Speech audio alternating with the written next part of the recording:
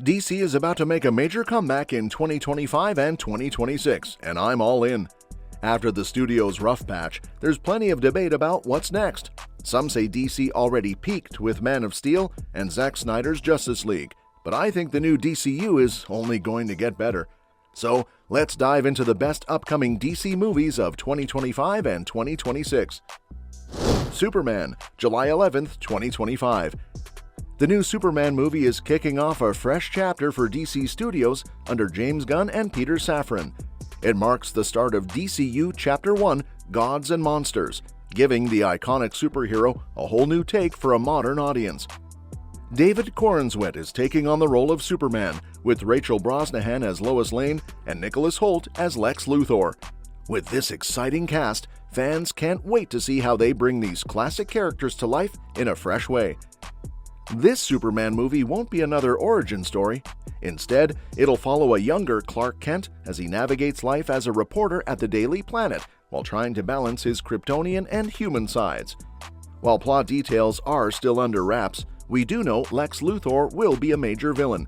The film is set to bring a more hopeful and sincere take on Superman, shifting away from the darker tone of past versions. Get ready for some epic action and deep character moments in this Superman movie. Along with high-energy sequences, the film will dive into Superman's personal struggles and relationships, especially with Lois Lane. Expect plenty of character development as he figures out his place in the world. The first trailers have already teased a mix of action, heart, and excitement, making fans even more eager to see this fresh take on the Man of Steel. The Superman trailer has given fans an exciting look at James Gunn's fresh take on the classic hero.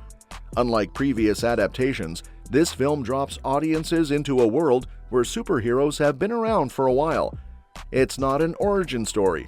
Superman will interact with other DC heroes in a fully developed universe that Gunn has likened to Star Wars and Game of Thrones.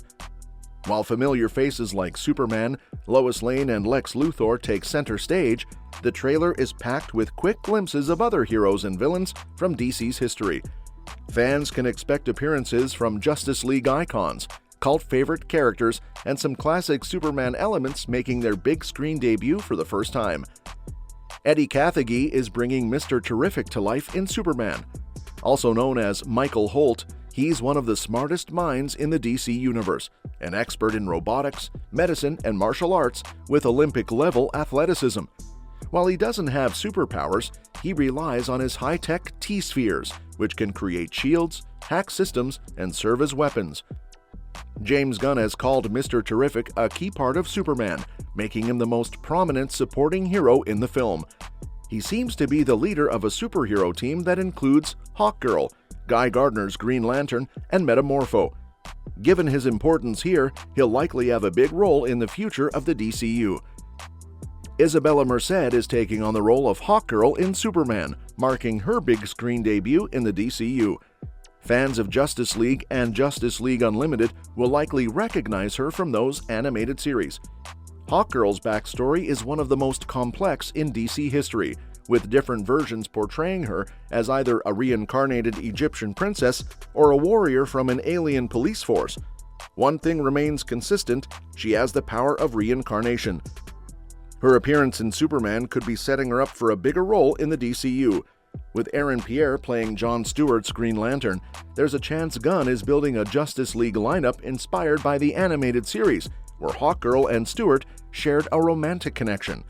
She might also fill the role of Swift in the upcoming The Authority film. Nathan Fillion is rocking a hilariously bad bowl cut as Guy Gardner, one of DC's many Green Lanterns. His look and attitude seem pulled straight from the Justice League International comics of the 1980s, which helped define his character, and it's clear James Gunn is drawing a lot of inspiration from that era. With Lanterns hitting HBO in 2026, just a year after Superman, the Green Lantern Corps is set to play a major role in the DCU. It's unclear if Guy Gardner will be involved in the show, but he likely has some history with Hal Jordan, played by Kyle Chandler. The trailer hints that Stag Industries is backing a superhero team that includes Mr. Terrific, Hawkgirl, and Guy Gardner. In the comics, Simon Stagg, the company's CEO, is a major part of Metamorpho's story. He tried to have Mason killed before his transformation, making him one of Metamorpho's biggest enemies. Stagg did appear in Wonder Woman 1984, played by Oliver Cotton, but that version likely isn't part of the new DCU timeline. Krypto is hard to miss in the Superman trailer, but he definitely deserves a shout-out. Despite being a fan-favorite character in Superman's world, this is actually his first live-action film appearance, aside from his animated role in DC League of Super Pets, voiced by Dwayne Johnson. James Gunn has confirmed that Krypto will play a big role in the movie. Gunn has mentioned that Krypto was inspired by his own dog, Ozu, whom he and his wife, Jennifer Holland, adopted. Just like Ozu, Krypto will likely bring plenty of chaos, except with the added challenge of being a superpowered dog who doesn't fully understand his strength. Krypto also plays a key role in Supergirl Woman of Tomorrow, which happens to be the next DCU film after Superman. One shot in the Superman trailer shows the Man of Steel holding a damaged robot, seemingly beyond repair. While the trailer doesn't confirm its identity, this is likely Kelex, a Kryptonian AI assistant traditionally linked to the Fortress of Solitude. First introduced in Man of Steel #1 by John Byrne, Kelex has often served as Superman's loyal caretaker. In the comics, Lex Luthor has destroyed Kelex before, so this could hint at a similar storyline in the film. Interestingly, the shot of Superman with Kelex resembles a moment from Creature Commandos, where Nina Mazursky holds the head of a destroyed GI robot. There's also a good chance Alan Tudyk is voicing Kelex, given that he's already voicing multiple characters in Creature Commandos, including Dr. Phosphorus, Will Magnus, and Clayface. One of the coolest moments in the Superman trailer is the glimpse of a giant kaiju. This kind of massive monster fight was a staple of Superman comics, especially during the Silver Age, the 1950s to 70s, which James Gunn is drawing inspiration from. Superheroes battling giant creatures has been a classic part of the genre, influencing everything from Fantastic Four #1 to the Powerpuff Girls. Surprisingly, we've never really seen this in a live-action Superman movie before, probably because studios worried it might come off as too over-the-top. But Gunn already tested the waters with Starro in the Suicide Squad, and now he's bringing fans the epic Superman vs. Kaiju showdown they've been waiting for. DC Comics has plenty of giant monsters Superman could be facing, given how common they were in the Silver Age. Supergirl Woman of Tomorrow, June 26, 2026. Supergirl Woman of Tomorrow is set to be a significant departure from the usual superhero origin stories, diving into a darker and more intense take on the character. But who is Supergirl? Supergirl, also known as Kara Zor-El, is a character who first appeared in Action Comics number 252 in 1959. She is the cousin of Superman, Kal-El, and has been a prominent figure in DC Comics ever since. Unlike her cousin, Supergirl didn't initially aspire to be a hero. Her desire was to live a peaceful life in Argo City. However, with the imminent destruction of Krypton, her parents placed her in an emergency pod and sent her to Earth, where her cousin Kal-El had also been sent as an infant. Kara experienced the loss of her entire world when Krypton perished and awakened on Earth with incredible superhuman abilities. However, she discovered that she had arrived on Earth several decades after the destruction of Krypton and that her cousin Kal-El had grown up to become Superman. Struggling to adapt to her new reality, Supergirl faced the emotional burden of witnessing the destruction of her home planet while coming to terms with her extraordinary powers. This sets her apart from Superman and gives rise to a range of unique stories centered around the Girl of Steel. Over time, Kara embraced her role as a superhero and joined the Justice League, where she fought alongside other iconic characters. She also became a Red Lantern, harnessing the power of rage, and was a member of the Legion of Superheroes. Supergirl's strength not only stems from Earth's yellow sun, but also from the inner strength she possesses. Now the question is, what is the new Supergirl movie all about? Supergirl Woman of Tomorrow is an adaptation of the graphic novel by Tom King. The story revolves around Kara Zor-El, also known as Supergirl, who embarks on a journey through space with her faithful companion, Krypto the Superdog. The purpose of their journey is to commemorate Kara's 21st birthday. However, their plans take a turn when they encounter a young woman named Ruthie, who is seeking revenge for her father's murder.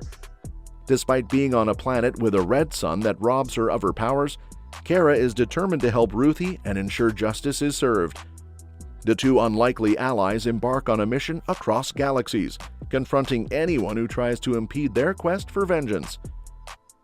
Supergirl Woman of Tomorrow delves into the character of Kara Zor-El, portraying her as a courageous and resilient hero.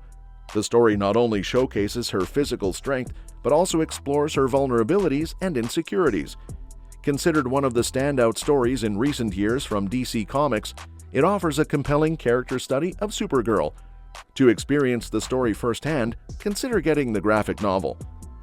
We just got our first official look at Millie Alcock as Supergirl.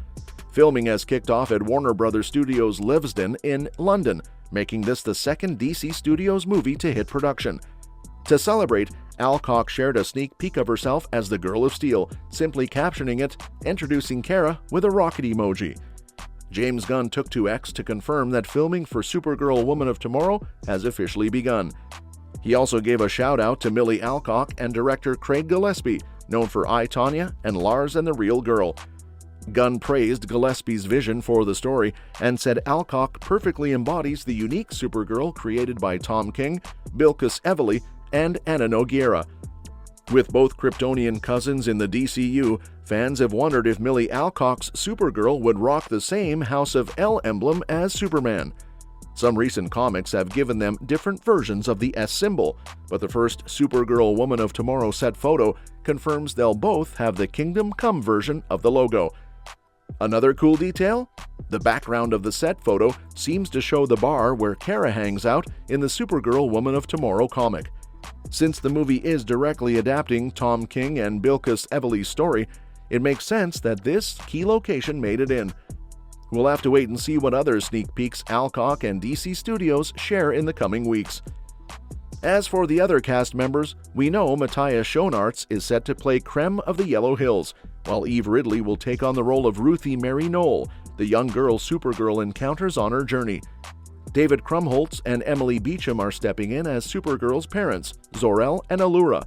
Plus, Jason Momoa is making a cameo as Lobo, the infamous alien mercenary, and Crypto the superpowered dog will also be in the film. Clayface, September 11th, 2026. The Clayface movie is officially happening at DC Studios. After HBO's The Penguin did so well, the studio has given the green light to a feature film about the shape-shifting Batman villain, with Dr. Sleep director Mike Flanagan writing the script.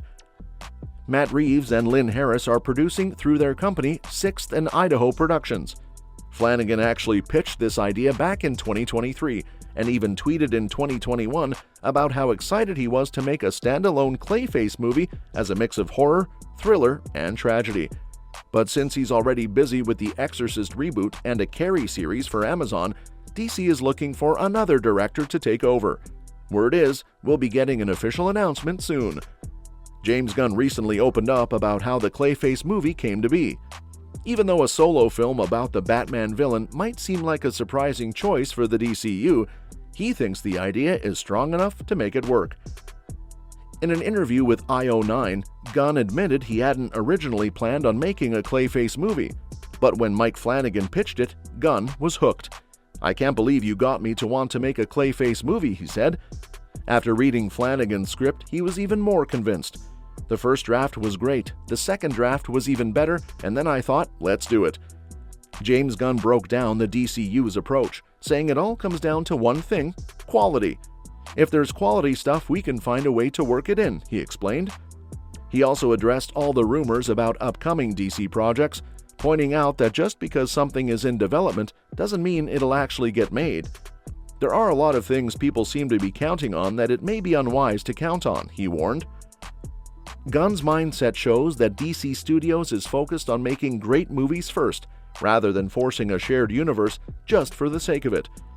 He made a similar point when talking about Supergirl Woman of Tomorrow, saying it was chosen to follow Superman simply because it was the best option. "Everything has to be good," he emphasized. As for Clayface, the character has been around since 1940, first appearing in Detective Comics number 40. The original version, Basil Carlo, was a washed-up horror actor who lost it when he found out a remake of his movie Dread Castle was happening without him. Originally hired as a consultant, he snapped, put on the Clayface mask from his old role, and went on a killing spree. In Earth 1, Basil Carlo's backstory is pretty much the same as his Golden Age version, but he's not as big of a threat. Eventually, he gets taken out by John Carlinger during an attack on his yacht. After Crisis on Infinite Earths, Carlo finally gains shape-shifting powers by injecting himself with the blood of Preston Payne and Sandra Fuller. He dies twice, once leaving his body covered in quartz-like crystals. Later, during Infinite Crisis, he joins Alexander Luthor Jr.'s secret society of supervillains, then later works with the Injustice League. At one point, he even copies Donna Troy's form after absorbing her powers. The new DCU has already given us a glimpse of Clayface in Creature Commandos, the animated series that kicked off Chapter 1, Gods and Monsters. The show serves as a lead-in to the Superman movie coming in 2025, setting the stage for future DCU stories. Even in its early episodes, Creature Commandos has been great at introducing key characters from DC lore. In just 5 episodes, we've already met Circe, a major Wonder Woman villain, and gotten a glimpse of a dystopian future where many DCU heroes are dead, something Circe warns about.